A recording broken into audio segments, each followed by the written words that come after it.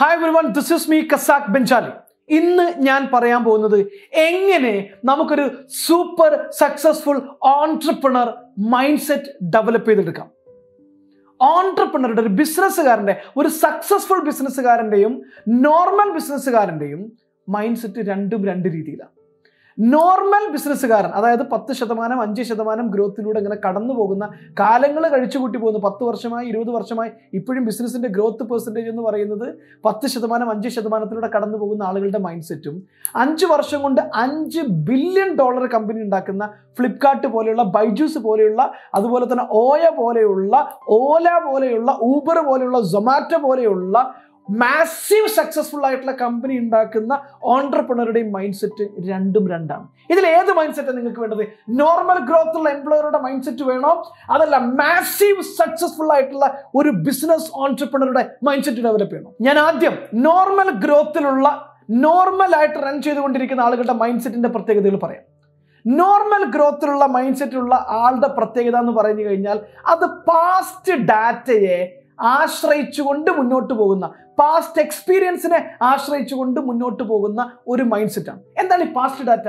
കഴിഞ്ഞ കാലം ചെയ്ത ബിസിനസ്, കഴിഞ്ഞ കാലത്തെ ബിസിനസ് ടേൺ ഓവർ എത്രയായിരുന്നു, അതിനെയാണ്, ആ സ്ട്രാറ്റജിയാണ്, ആ മെത്തേഡിനെയാണ് ഈ വർഷവും അപ്ലൈ ചെയ്യുക.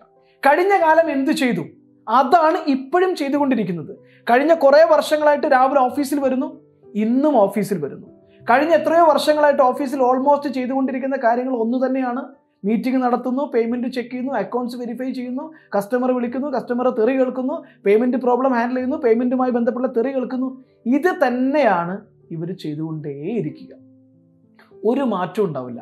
ഡെയിലി എന്തിനാണ് ഓഫീസിൽ പോകുന്നതെന്ന് പോലും അവർക്കറിയില്ല.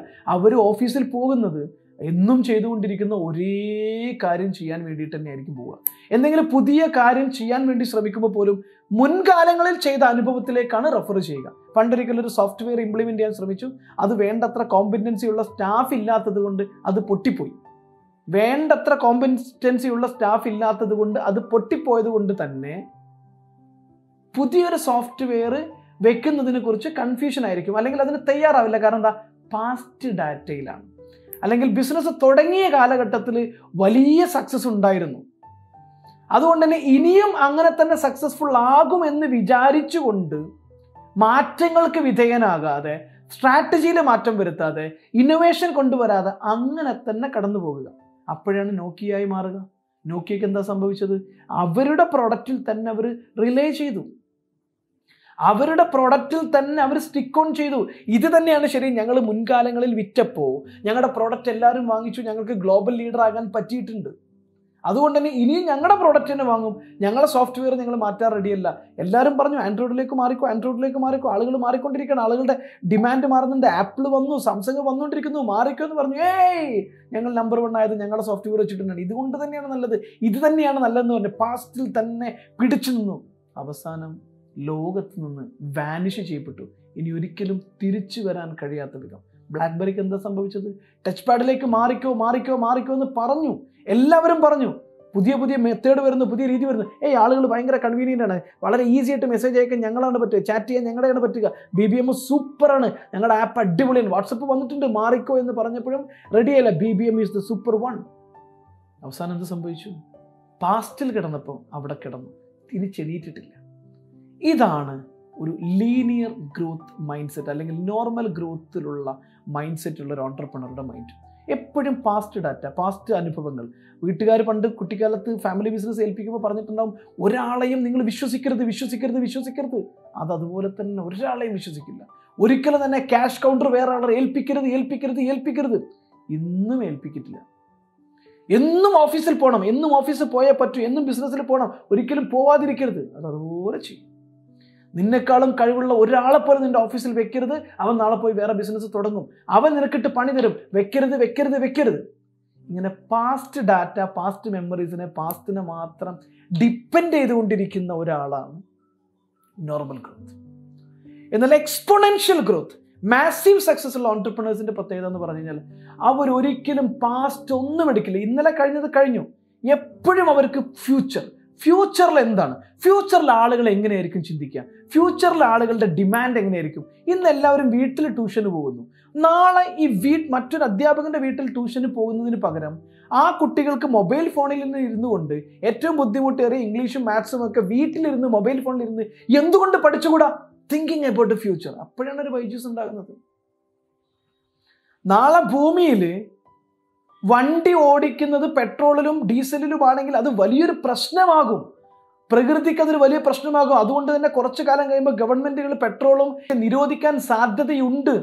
അതുകൊണ്ട് തന്നെ ഇപ്പോഴേ ഇലക്ട്രിക്കൽ കാറിലേക്ക് മാറണം എന്ന് ചിന്തിക്കുന്നതിനെയാണ് ഫ്യൂച്ചർ ബേസ്ഡ് ഓൺട്രപ്രണോറിയൽ മൈൻഡ് സെറ്റ് എന്ന് പറയുന്നത്.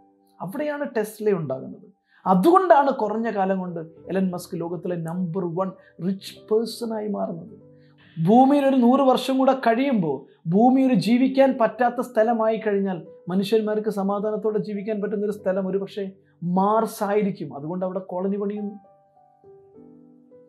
ആളുകൾക്ക് ബഡ്ജറ്റ് ഹോട്ടലിൽ വളരെ ഈസി ആയിട്ടും കൺവീനിയൻ്റ് ആയിട്ടും നല്ല സർവീസോട് കൂടിയിട്ട് നല്ല വൃത്തിയുള്ള അന്തരീക്ഷത്തിൽ എങ്ങനെ താമസിക്കാം, നിലവിൽ കിട്ടുന്ന എക്സിസ്റ്റിംഗ് ഡാറ്റയോ പാസ്റ്റ് ഡാറ്റയോ അല്ല, ആ ചിന്തയിൽ നിന്നാണ് ഓയോ ഉണ്ടാകുന്നത്.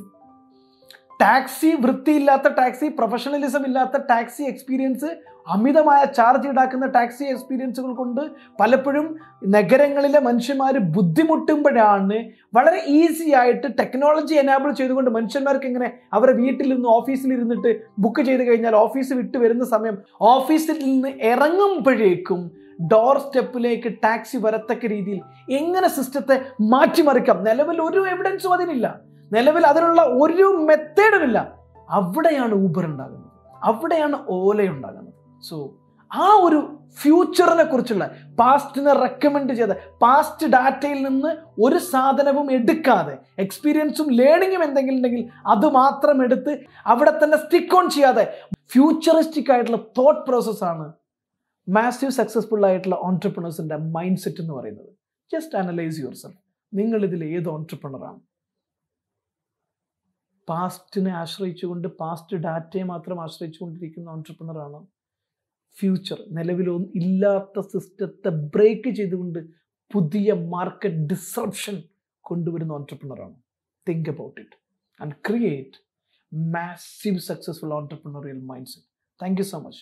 ഓൺട്രപ്രണേഴ്സിനെ മാസീവ് സക്സസ്ഫുൾ ഓൺട്രപ്രണറാക്കി മാറ്റുന്ന തോട്ട് പ്രോസസ്സ് പ്രൊവോക്ക് ചെയ്ത് വളരെ സക്സസ്ഫുൾ ആയുള്ള ബിസിനസ് റൺ ചെയ്യാൻ സഹായിക്കുന്ന, നിങ്ങളുടെ ബിസിനസ്സിനെ ഒരു ഓട്ടോ പൈലറ്റിലേക്ക് മാറ്റാൻ സഹായിക്കുന്ന, നിങ്ങളുടെ സ്റ്റാഫിനെ സൂപ്പർ പ്രൊഡക്റ്റീവ് ആക്കി മാറ്റാൻ സഹായിക്കുന്ന, നിങ്ങളുടെ സെയിൽസ് ഒരു 30 ഇരട്ടി 50 ഇരട്ടി 100 ഇരട്ടി ഗ്രോത്തിലേക്ക് കൊണ്ടുപോകാൻ സഹായിക്കുന്ന പലതരത്തിലുള്ള സെയിൽസ് ട്രെയിനിങ്ങുകൾ, സ്റ്റാഫ് മാനേജ്മെൻറ്റ് ട്രെയിനിങ്ങുകൾ, നിങ്ങളുടെ തന്നെയുള്ള ലീഡർഷിപ്പ് ട്രെയിനിങ്ങുകൾ, നിങ്ങൾക്ക് തന്നെ വേണ്ട എഫക്റ്റീവ് ബിസിനസ് കമ്മ്യൂണിക്കേഷൻ ട്രെയിനിങ്ങുകളും ഓട്ടോ പൈലറ്റ് ബിസിനസ് ആക്കി നിങ്ങളുടെ ബിസിനസ്സിനെ മാറ്റാൻ സഹായിക്കുന്ന, നിങ്ങളെ ഫ്രീ ആക്കാൻ സഹായിക്കുന്ന, പുതിയ കാര്യത്തെക്കുറിച്ച് ചിന്തിക്കാൻ മാത്രം നിങ്ങളുടെ സമയം ഉപയോഗിക്കുന്ന രീതിയിലേക്ക് മാറാൻ സഹായിക്കുന്ന ട്രെയിനിങ്ങുകളടക്കം ഒത്തിരി ബിസിനസ് ട്രെയിനിങ്ങുകൾ ഞങ്ങൾ ബെഞ്ചാലി അക്കാഡമി ഓൺലൈനായിട്ടും ഓഫ്ലൈനായിട്ടും നടത്തുന്നുണ്ട്. 100 കണക്കിന് ഓൺട്രപ്രണേഴ്സിൻ്റെ ജീവിതത്തിലെ 100 കണക്കിന് ഓൺട്രപ്രണേഴ്സിൻ്റെ ബിസിനസ്സിനെ തന്നെ മാസീവ് സക്സസ്ഫുള്ളിലേക്ക് നടത്താൻ സഹായിച്ച ഈ ട്രെയിനിങ്ങുകളെ കുറിച്ചൊക്കെ കൂടുതൽ അറിയാൻ താല്പര്യമുണ്ടെങ്കിൽ താഴെ കാണുന്ന നമ്പറിൽ വിളിക്കുക. ഞങ്ങളുടെ എക്സിക്യൂട്ടീവ്സ് അതുമായി ബന്ധപ്പെട്ട മുഴുവൻ ഇൻഫർമേഷൻസും പാസ് ചെയ്യുന്നതായിരിക്കും. എല്ലാവിധ ആശംസകളും.